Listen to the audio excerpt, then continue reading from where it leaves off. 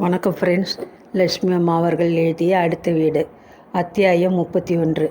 ஒரு காலம் சென்றது. அன்று தினம் வழக்கம் போல் தன் எழுத்து தொழிலை முடித்துக்கொண்டு வீட்டிற்கு போக கிளம்பியாருனா கௌரி அம்மாள் அறைக்குள் வந்தாள்.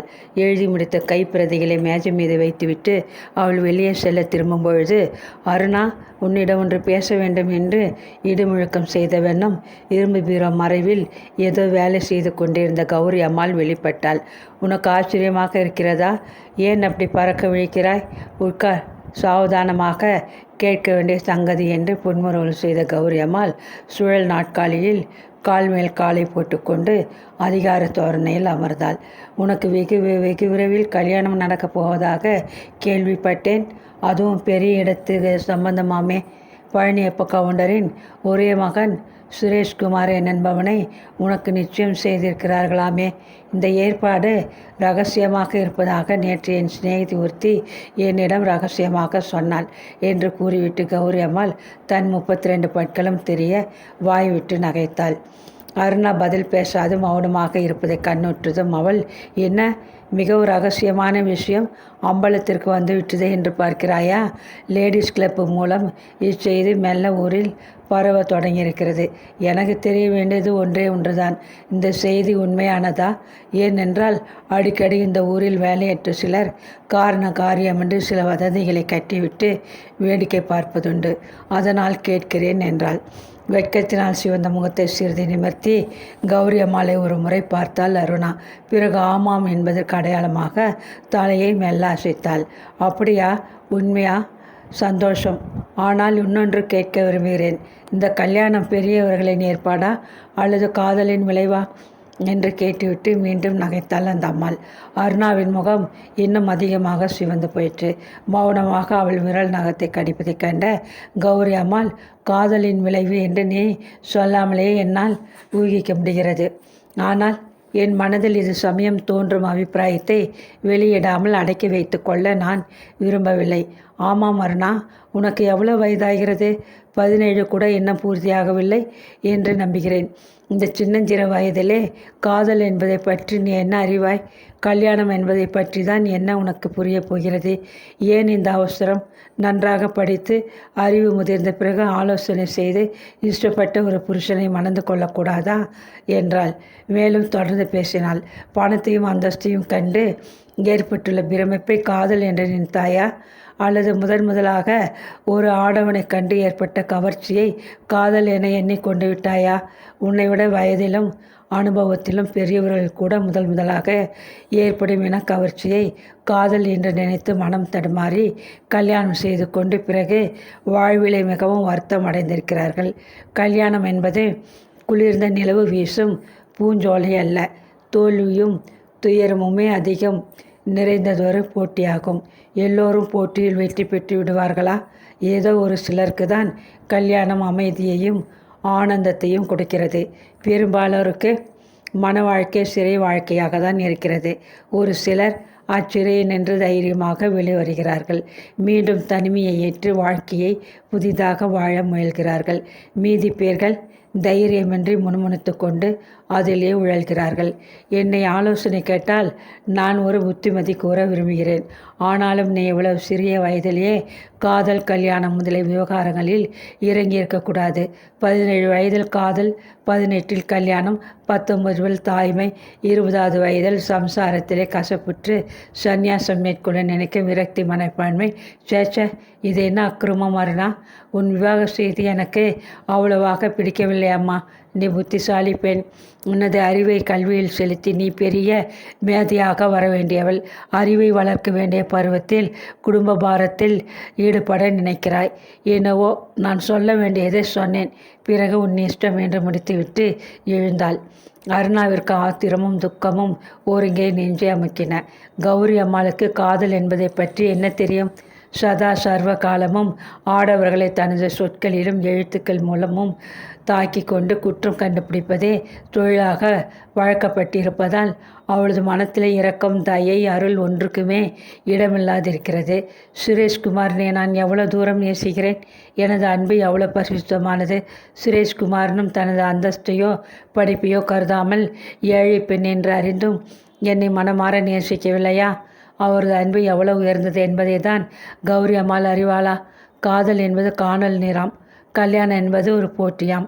எவ்வளவோ அழகாக எழுத வன்மை பெற்றிருந்தும் இதே பண்பில்லாது இருக்கும் இந்த அம்மாளை இதுவரை பெரிய மேதை என்று எண்ணி பயபக்தியுடன் நடந்து கொண்டேனே, என்ன முட்டாள்தனம் என்று அவளது இளம் உணர்ச்சிகள் ஆவேசமாக பெருகி ஆத்திரத்தில் கொந்தளித்தன.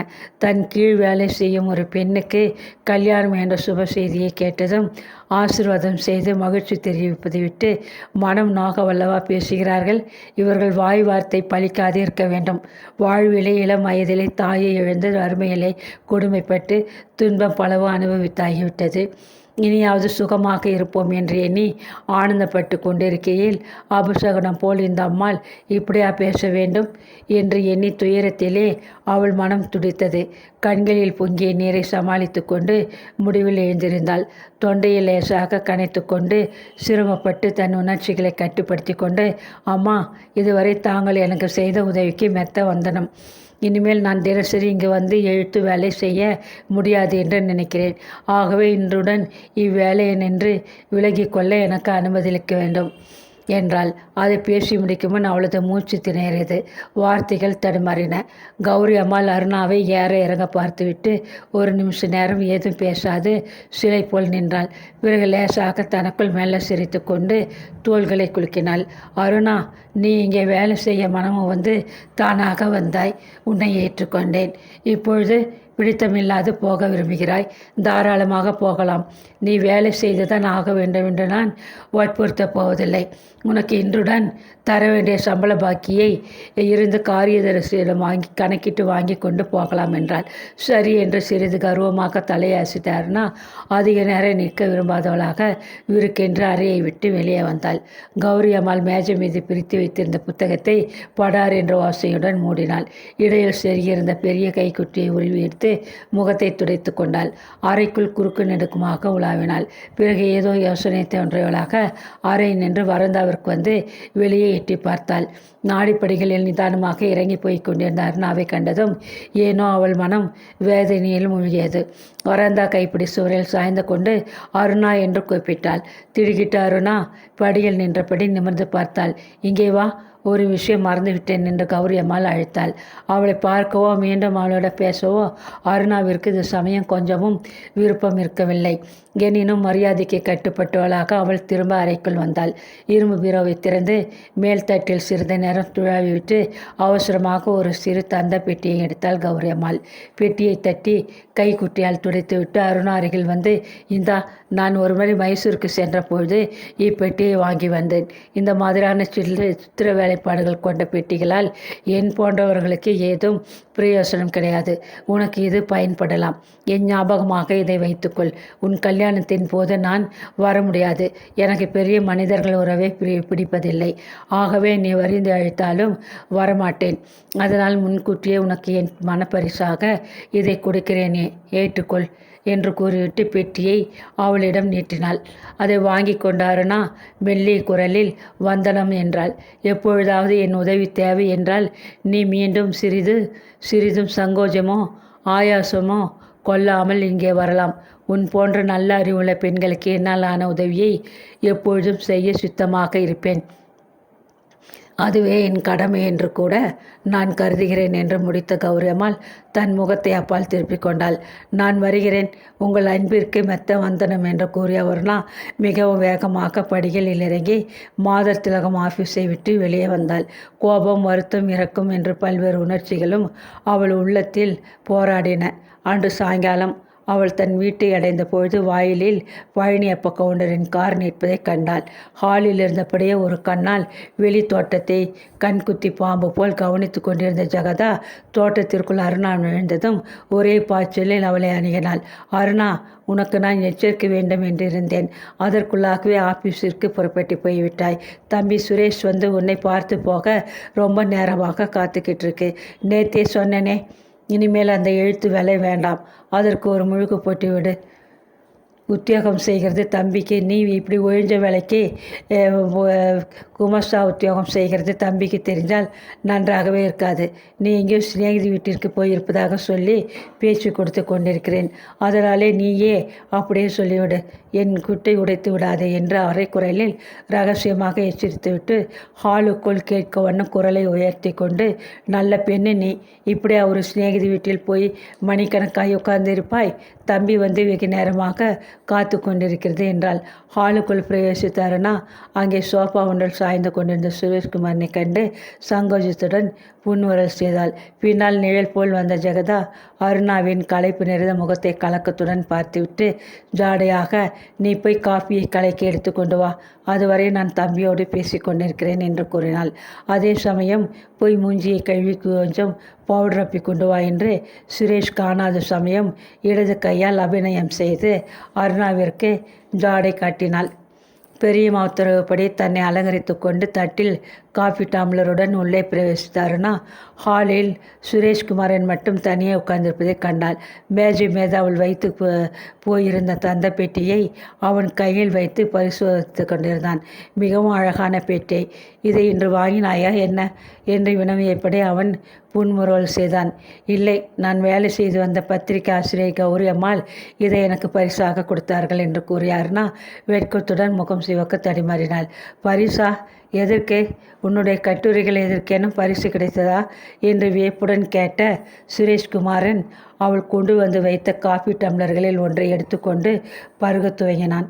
இல்லை என்று தயங்கி அருணா, எனக்கு மனப்பரிசாக அவர்கள் இந்த பெட்டியை கொடுத்தார்கள். அவர்கள் இந்த பெட்டிக்கு நடக்கப் போகும் நமது விவாகம் ரகசியமாக இருப்பதாக நாம் நினைத்து கொண்டிருக்கிறோம் அல்லவா?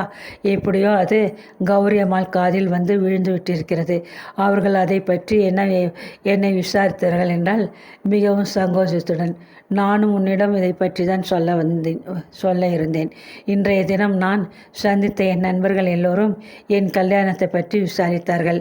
நாம் தீர்மானித்து ஒரு வார காலம் ஆகவில்லை, அதற்குள் ஊர் முழுவதும் விஷயம் புயல் போல் பரவி விட்டிருக்கிறது என்று கூறிவிட்டு சிரித்தான். லஜ்ஜையுடன் கீழே தலையை குனிந்து கொண்டு மௌனமாக இருந்தாள் அருணா. சுரேஷ்குமாரன் தானே தொடர்ந்து பேச ஆரம்பித்தான். அருணா, நம் விவாகத்தை பற்றி அம்மாவுக்கு பூரண திருப்தி என்று கூற முடியாது. அவர்கள் மனநிலையை நான் நன்றாக அறிவேன்.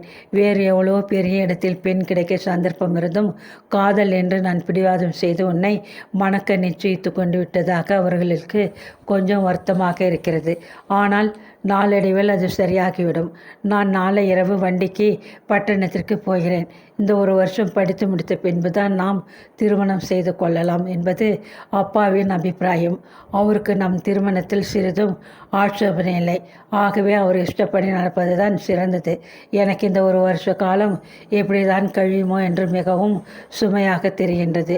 லீவுக்கு ஒவ்வொரு முறையும் நான் வருவேன் என்றாலும் இடையே நான் போடும் கடிதங்களுக்கு நீ பதில் எழுதி கொண்டிருக்க வேண்டும் என்று கூறிவிட்டு சட்டை பேல் சொருகி வைத்திருந்த ஒரு அழகிய பேனாவை எடுத்தான். கடிதம் எழுத வேண்டும் என்று உன்னை மறக்காத ஞாபகப்படுத்த நான் அளிக்கும் பரிசு எது என்று கூறி தந்த பெட்டியை திறந்து அதற்குள் அந்த பேனாவை வைத்து அவளிடம் கொடுத்தான். தோட்டத்தில் நின்று வந்த ஜெகதா ஏதோ நினைத்து கொண்டவள் போல், அருணா, இன்றைக்கி தபாலில் உன் அண்ணன் கடிதம் எழுதியிருக்கு. மீதி லீவு நாட்களுக்காவது ஒரு முறை நீ ஊர் வந்து போக வேண்டும் என்றும் உன்னை அனுப்பி வைத்தால் நல்லதே என்றும் எழுதியிருக்கு. உன் பெயருக்கு ஒரு கடிதம் போட்டிருக்கு. அதோ அந்த அலமாரி தட்டில் மேல் பக்கத்தில் வைத்திருக்கிறேன், எடுத்து படிச்சுக்கோ என்று கூறிவிட்டு அருகிலிருந்து ஒரு ஆசனத்தில் அமர்ந்து கொண்டாள். ஏன்னாதான் காதல் என்றாலும் கல்யாணம் முடியும் வரை கொஞ்சம் இருவரையும் தன் கண்காணிப்பில் கவனித்துக் கொள்வதுதான் முறையாகும் என்று எண்ணிய ஜெகதா ஹாலுக்குள் சிறிது நேரம் இருப்பதும் பிறகு சிறிது நேரம் வெளியே சென்று அவர்கள் தனியாக பேச சந்தர்ப்பம் கொடுப்பதும் பிறகு அதிக நேரம் வெளியே தாமதிக்காது தனது கட்டுக்காவலை மேற்கொள்வதுமாக கல்யாணத்தில் இடமறித்து நடத்தி வைப்பவர் செய்ய வேண்டிய சாகசங்கள் பலவற்றையும் திறம்பட செய்து கொண்டிருந்தாள். அருணா தன் பெயருக்கு வந்த கடிதத்தை பிரித்து படித்தாள். அன்புள்ள அருணாவுக்கு அண்ணன் எழுதி கொண்டது. உன் திருமண செய்தியை பெரியம்மா அவர்கள் எழுதியிருந்தார்கள். கேட்டு எல்லோரும் மிகவும் ஆனந்தமும் பெருமையும் அடைகிறோம். பெரிய மனிதர் வீட்டு மருமகளாக போன பின்பு உன்னை அடிக்கடி இந்த குக்கிராமத்திற்கு அழைக்க முடியுமா என்னவோ. ஆகவே இந்த வருஷம் கலாசாலயத்திற்கு முன்பு பாக்கி இருக்கும் கொஞ்சம் விடுமுறை நாட்களை எங்களுடன் கிராமத்தில் கழிக்க வேண்டும் என்று நானும் இந்திராணியும் ஒரு முகமாக அபிப்பிராயப்படுகிறோம். நீ வருவாய் என்று எதிர்பார்த்து இந்திராணி அவசரமாக உனக்கு பிடித்த பலகாரங்களை தயார் செய்து கொண்டிருக்கிறாள்.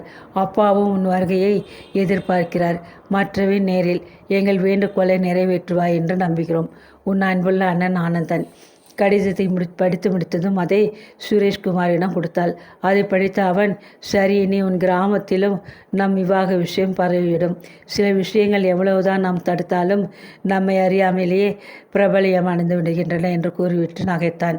கடிதத்தை திருப்பி அவளிடம் கொடுத்துவிட்டு, எனக்கு இது ஒரு நல்ல யோசனையாகவே தோன்றுகிறது. நாளை இரவு நான் ஊருக்கு கிளம்பியதும் நீயும் இங்கிருந்து உன் கிராமத்திற்கு புறப்பட்டு போய்விடு. சில நாட்கள் நாம் இருவரும் வெளியூர்களில் இருப்பது இது சமயம் மிகவும் நல்லது என்றான். அதுதான் தம்பி, நானும் சொல்லி கொண்டிருக்கிறேன். ஒரு மாதம் கிராமத்தில் போய் அருணா தங்கி இருக்கட்டும் என்பது என்னுடைய நோக்கம்.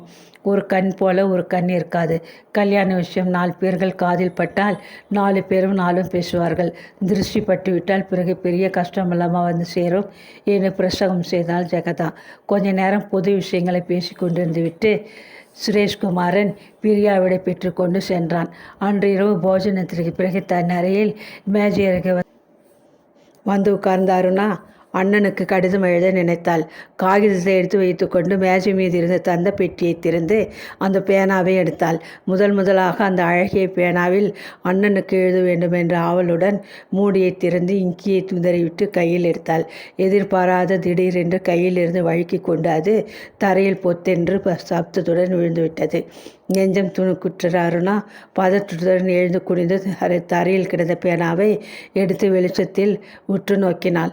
சுரேஷ்குமாரன் அன்பு காணிக்கையாக அளித்திருந்த அந்த பேனாவின் முனை 2ஆக பிளந்து ஒடிந்து வீணாக்கிவிட்டிருந்தது. பேனாவை மேஜையின் மீது வைத்துவிட்டு தலையை தன் கைகளால் தாங்கி கொண்டு நாற்காலியில் அமர்ந்த அருணாவினால் துயரத்தை கட்டுப்படுத்த முடியவில்லை. அவன் வாழ்விலே வரவிருந்த பெருத்த அபாயத்தை அந்த சிறு விபத்து எச்சரிப்பது போல் அவளுக்கு தோன்றவே அவள் கட்டுப்படுத்த முடியாத பச்சிளம் குழந்தை போல தேம்பி அழுதாள். அத்தியாயம் 32. 1 வருஷ காலத்திற்கு பின்னர் அன்று காலை மீண்டும் அருணா காரிக்குளத்து ஸ்டேஷனில் இறங்கினாள். தன் வரவிற்காக பிளாட்பாரத்தில் அண்ணன் ஆனந்தன் தயாராக காத்திருப்பதை கண்டாள். உண்மையிலே கடந்த முறை அவள் பிறந்த ஊருக்கு திரும்பி வந்ததற்கும் இம்முறை வருவதற்கும் இடையே மிகுந்த வித்தியாசம் இருந்தது. முதல் தடவை அவள் பெரியம்மா தயவிலே வாழ்ந்து வந்த ஏழை அனாதை பெண்ணாக வந்திருந்தாள். இப்பொழுதோ பழனியப்ப கவுண்டரின் வருங்கால மருமகள் என்ற ஹோதாவில் அவளது அந்தஸ்து மிகவும் அபாரமாக உயர்ந்து விட்டிருந்தது. ஜெகதா முன்போல் அசட்டையாக இராமல் அருணாவின் வரவை முன்கூட்டியே அவள் அண்ணனுக்கு தெரிவித்து ஸ்டேஷனுக்கு வந்து அழைத்து போக தந்தி கொடுத்திருந்தாள். 3ஆம் வகுப்பிலே பிரயாணம் செய்வது எண்ணி கொஞ்சமும் நன்றாக இராது என யோசித்த செலவையும் பாராமல் 2ஆம் வகுப்பிலே அவளை ஊருக்கு அனுப்பியிருந்தாள். அத்துடன் நிற்காது அவளது விலையுறந்த ஆடை ஆபரணங்களையும் அருணா கிராமத்தில் தங்கியிருக்கும் நாட்களில் உபயோகித்து கொள்ள மனம் உவந்து கொடுத்து அனுப்பியிருந்தாள்.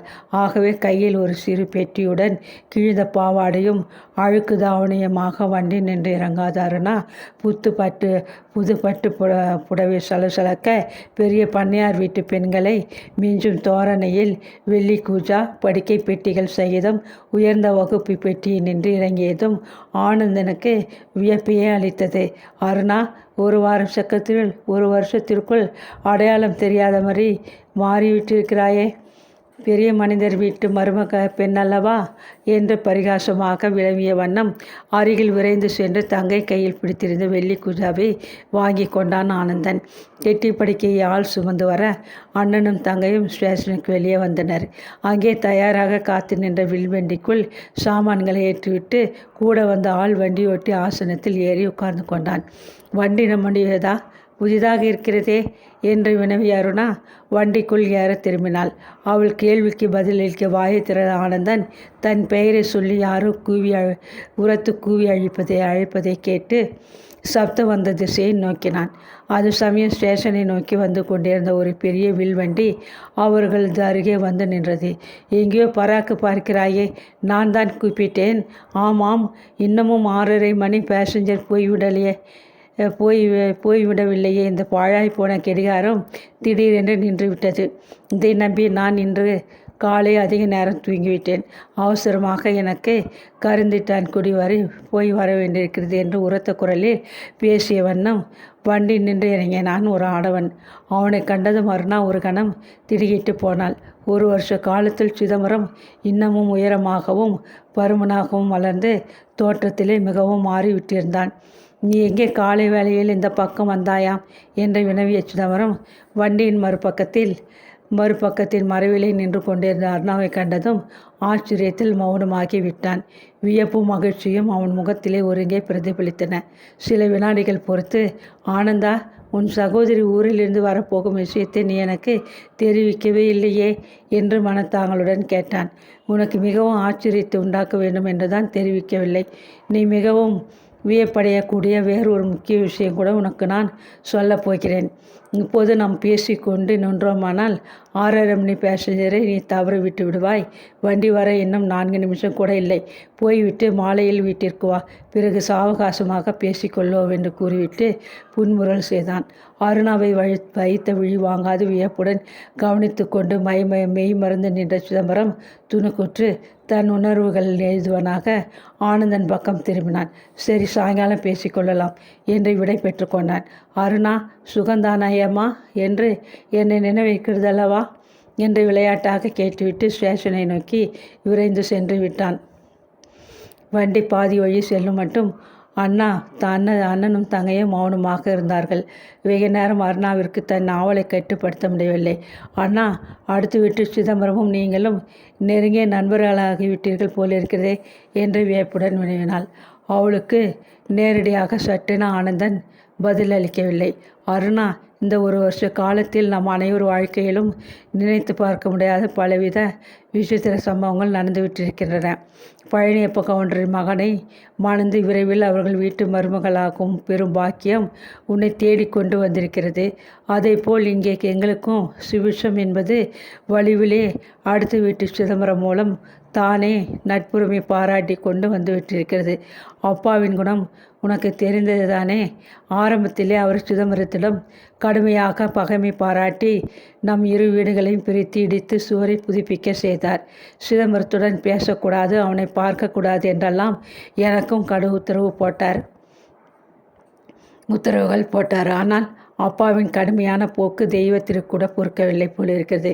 நீ ஊருக்கு போன அடுத்த மாதம் இங்கே ஒரு பெருமழை பெய்தது. அதில் அப்பா சிரமப்பட்டு எழுப்பிய இடைச்சுவர் பொத்தேன்னு சரிந்து விழுந்துவிட்டது என்றான்.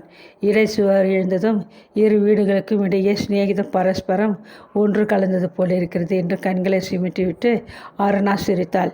சிதம்பரம் கூட்டுறவிலே பெரும் பால் பண்ணை ஒன்றை ஆரம்பித்தான்.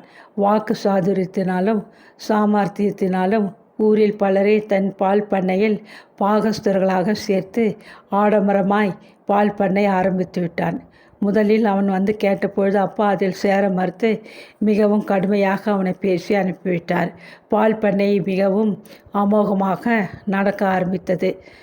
சந்திரனுக்கு முன் மின்மினி போல் கூட்டுறவு பால் பண்ணையுடன் நம் பால் வியாபாரம் போட்டியிட முடியவில்லை. வியாபாரம் படுத்த விடவே நிலைமை மிகவும் பயங்கரமாக மாறிவிட்டது.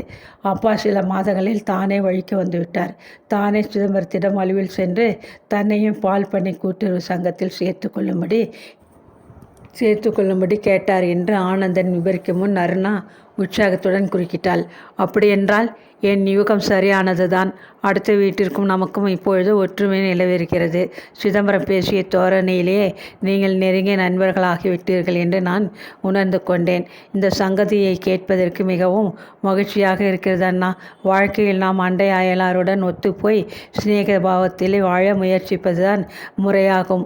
இனி நான் பயமின்றி அடுத்த வீட்டு அம்மாளிடம் சென்று பேசி வரலாம் அல்லவா என்று கேட்டுவிட்டு அருணா மெல்ல நகைத்தாள். நீ போக வேண்டிய அவசியமே கிடையாது.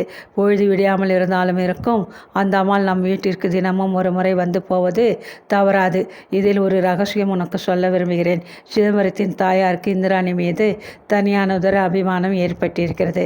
தனக்கு தெரிந்த சமையல், தையல் எல்லாம் அவளுக்கு சதா போதித்து கொண்டிருக்கிறார்கள் என்று பெருமையாக கூறிய ஆனந்தன் திடீரென்று குரலை தாழ்த்தி தங்கையின் அருகில் நெருங்கி, நான் நினைக்கிறேன் சிதம்பரத்திற்கு இந்திராணியை கட்டி கொள்ள அந்த அம்மாவுக்கு மெத்த விருப்பம் இருக்கிறது போல் காண்கிறது.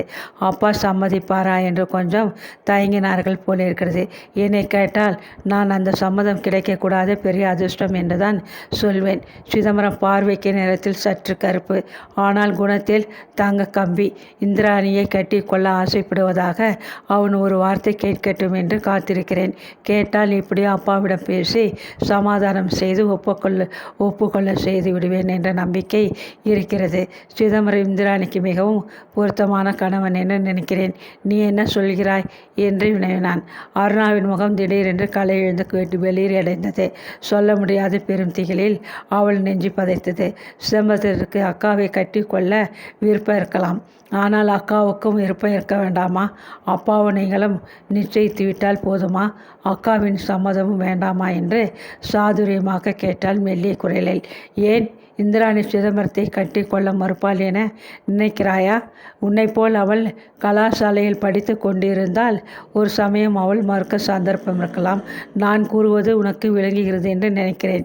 கலாசாலை மாணவியாக இருந்தால் தன்னுடன் படித்தவரிடமோ அல்லது நெருங்கிய பழகும் நண்பர் வீட்டில் உள்ள எவர் மீதேனோ உன் போல் அன்பு கொள்ளக்கூடும். இந்திராணி கிராமத்திலே வளர்ந்த பட்டி காட்டி பெண். அதனால் அப்பாவும் அண்ணனும் பார்த்து முடிக்கும் மணமகளை விருப்பமுடன் ஏற்றுக்கொள்வாள் என்று நினைக்கிறேன். அடுத்த வீட்டுடன் நமக்கு ஏற்பட்டிருக்கும் நட்பு நீடித்திருக்க இந்த விவாகம் உதவும் என நான் பூர்ணமாக நம்புகிறேன் என்றான் ஆனந்தன் பிடிவாதமாக.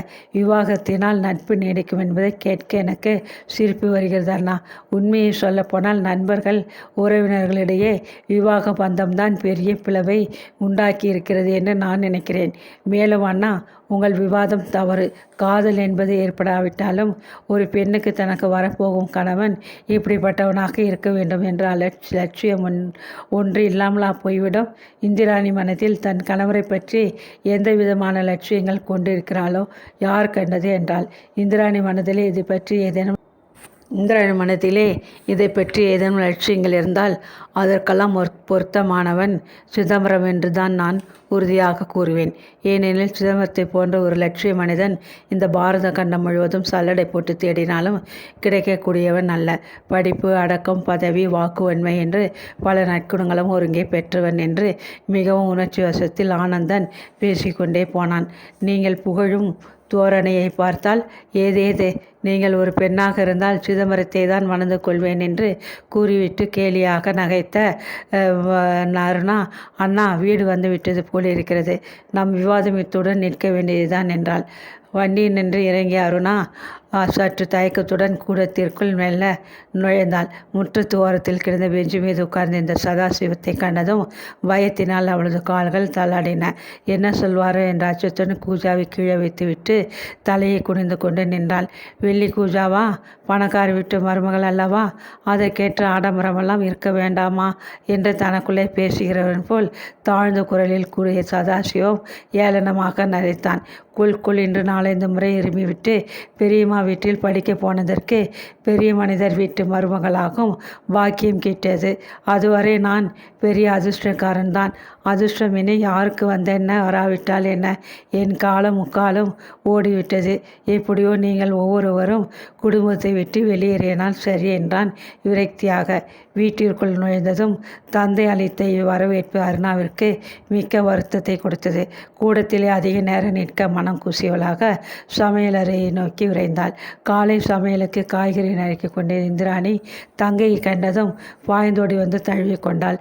தங்கையின் கண்களில் கசிந்த கண்ணீரை கண்ட அக்கா, பைத்தியம், அப்பாவின் சுபாவம் தெரிந்த கதைதானே. அவர் பேசியது அனைத்தும் என் காதில் விழுந்தது. விட்டு தள்ளு. வயதாகிய மனிதருக்கு விவேகம் என்பதே இல்லை. யார் சந்தோஷப்பட்டாலும் சந்தோஷப்படாவிட்டாலும் உன் விவாக விஷயத்தை கேட்ட நான் ஆனந்தத்தில் பூரித்து போய்விட்டேன் என்று கூறி இந்திராணி சகோதரியை அன்புடன் அணைத்து கொண்டாள்.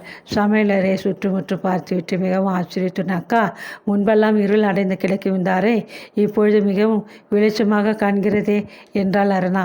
இந்த அறை மட்டும் என்ன, வீடு முழுவதுமே முன்னை விட இப்பொழுது பிரகாசமாக மாறிவிட்டிருக்கிறது. அதற்கு காரணம் அடுத்த வீட்டு அம்மா தான். அடுப்புக்கு மேலே ஒரு ஜன்னல் கட்டாயம் வைக்க வேண்டுமென்று அவர்கள் வற்புறுத்தியதில் அண்ணா அந்த ஜன்னலை வைத்து கொடுத்தார். இந்த யோசனை முன்னாலேயே இல்லாததனால் இவ்வளவு நாட்களாக புகையிலும் இருட்டிலும் இங்கே தடுமாறி கொண்டிருந்தேன். சௌந்தராம்மாள் சிநேகிதத்தினால் நான் பல நன்மைகள் அடைந்திருக்கிறேன் அருணா. அந்த அம்மா எவ்வளோ சுவையாக சமைக்கிறார்கள் தெரியுமா? இன்று சாயங்காலம் ஒரு புது தினுசு வடை கூட எனக்கு சொல்லிக் கொடுக்க இங்கே வரப்போகிறார்கள். நேற்று தினம் உனக்காக அவர்கள் இங்கே வந்து முறுக்கு செய்ய எனக்கு உதவினார்கள். சரி, பல் விளக்கி விட்டு வா, காபி பலகாரம் தயாராக வைத்திருக்கிறேன் என்றாள் இந்திராணி. அக்கா, ஒன்று கேட்கிறேன், கோபித்து கொள்ளாதீர்கள். ஒரு சமயம் நான் அடுத்த வீட்டிற்கு சென்ற பொழுது என்னை அதற்காக கடிந்து கொண்டீர்களே, ஞாபகம் இருக்கிறதா என்று அருணா பரிகாசமாக கேட்டாள். ஞாபகம் இல்லாமல் என்ன? அப்பொழுது நான் மிகவும் குறுகிய மனப்பான்முடைய அறிவிட்ட பெண்ணாக இருந்தேன். சௌந்தரம்மாளிடம் நெருங்கி பழகிய பின்புதான் அவர்கள் குணம் எனக்கு தெரிய வந்தது. என் அறிவு விலாசம் அடைந்தது, மனப்பான்மை பெருகிற்று. அவர்கள் நிலைமையில் உள்ள தாழ்மை இப்பொழுது என் கண்களுக்கு படவே இல்லை. நான் மட்டும் என்ன, இந்த ஊரில் உள்ள பெண்கள் அனைவரும் சௌந்தரம்மாள் மீது உயிராக இருக்கிறார்கள். எங்கே போனாலும் அவர்களுக்கு உபசாரம் நடக்கிறது. எங்கள் வீட்டிற்கு வாருங்கள் என்று ஒவ்வொருவரும் அவர்களை வருந்தி அழைக்கிறார்கள். அந்த அம்மாளிடம் அவ்வளவு குணம் இருக்கிறது என்று இந்திராணி முடித்தாள். அண்ணனும் தங்கையுமாக அடுத்த வீட்டு அவர்களுக்கு நற்சாட்சி பத்திரம் வழங்கிவிட்டீர்கள். பேஷ் என்று கூறி சிரித்த அருணா மேலே வேலைகளை கவனிக்க தோட்டத்திற்கு சென்றாள். சூரியன் அஸ்தமிக்க தொடங்கியது உணர்ந்த இந்திராணி ஹரிக்கேன் விளக்கை பொருத்தி கொண்டு வந்து கூடத்து தரை மீது வைத்தாள். அவளுக்கு உதவியாக எந்திரத்தில் உளுத்தம்பருப்பை போட்டு அரைத்து கொண்டிருந்தாள் சௌந்தரம்பாள். முற்றத்தில் கட்டியிருந்த கன்று குட்டிகளை சீண்டி விளையாடி கொண்டிருந்த அருணா ரேழியில் காலடி ஓசை கேட்டது உணர்ந்து திடுகிட்டு நிமிர்ந்து பார்த்தாள். ஆனந்தா, நீ சொன்னது சரிதானப்பா, அம்மா இங்கே தான் இருக்கிறார்கள் என்று உற்சாகத்துடன் பேசியபடி சிதம்பரம் உள்ளே நுழைந்தான். பாதரட்சியை கழற்றி முற்றத்து ஓரத்தில் வைத்துவிட்டு மிகவும் சுவாதீனமாக நடந்து கூடத்து பெஞ்சில் வந்து உட்கார்ந்து கொண்டான். அருணா, குடிக்க கொஞ்சம் குளிர்ந்த நீர் எடுத்து கொண்டு வா என்று உத்தரவிட்ட ஆனந்தன் சட்டியை கயிற்றி ஆணியில் மாட்டிவிட்டு மேல் துண்டை எடுத்து போர்த்தி கொண்டு நண்பனின் பக்கத்தில் வந்து அமர்ந்தான். மாவை அள்ளி பாத்திரத்தில் நிரப்பிவிட்டு கையை துதறிக்கொண்டு எழுந்திருந்த சௌந்தரம்மாள், சிதம்பரம் தம்பி, ஆனந்தன் உனக்கு குடிக்க வெறும் பச்சை தண்ணியை கொடுத்து ஏமாற்றி விட அனுமதிக்காதே. பெரிய விசேஷம் நடக்கப் போகிறது. பால் பாயாசம் வைத்து நம் எல்லோருக்கும் ஆனந்தன் இப்போது விருந்து செய்தாக வேண்டும் என்று கூறிவிட்டு சிரித்தாள்.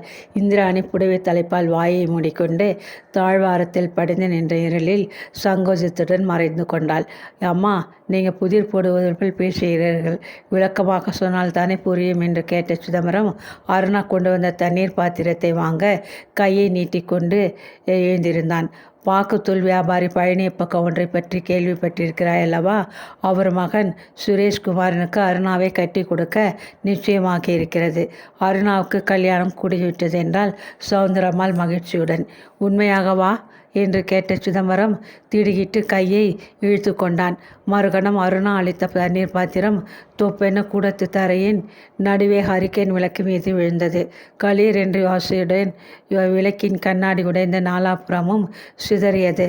கண் என்ற யோசனையுடன் விளக்கும் அணைந்தது.